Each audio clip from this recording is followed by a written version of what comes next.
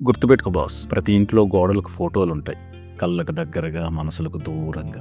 ఒకప్పుడు ఆ ఫొటోస్‌లో ఉన్నవాళ్ళే మన ప్రపంచం బాస్. అమ్మ చేతి గోరుముద్దలు, నాన్న చెప్పే మంచి మాటలు, అన్నదమ్ముల మధ్య అలుపెరగని గొడవలు. ఇవే ఆ చిన్న ఇళ్లలో గొప్ప సంతోషాలు. కానీ కాలం గడిచే కొద్దీ జీవితం మనల్ని మన వాళ్ళ నుండి ఉద్యోగాల పేరుతో, బాధ్యతల పేరుతో నెమ్మదిగా దూరం చేస్తుంది బాస్. సెటిల్ అవ్వాలి అన్న పరుగుల్లో మనం కట్టుకున్న ఇంటి గోడల మీద మన వాళ్ళ ఫోటోలు మాత్రమే మిగులుతాయి. ఇక్కడ 4 గోడల మధ్య ఏసీ గదిలో శరీరం చల్లబడుతుందేమో గానీ ఊర్లో అమ్మ కొంగు చాటున దొరికే ఆ ప్రశాంతత ఉంటుందా?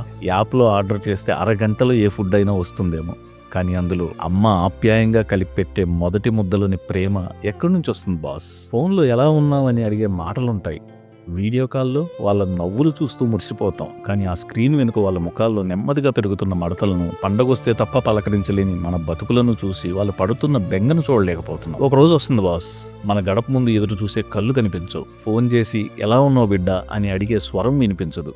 అప్పుడు మన ఇంటి కోడలపై ఉన్న ఆ ఫోటోలు కేవలం జ్ఞాపకాలుగా కాదు, మన ఆలస్యానికి, మన దూరానికి నిశ్శబ్ద సాక్ష్యాలుగా మిగిలిపోతాయి.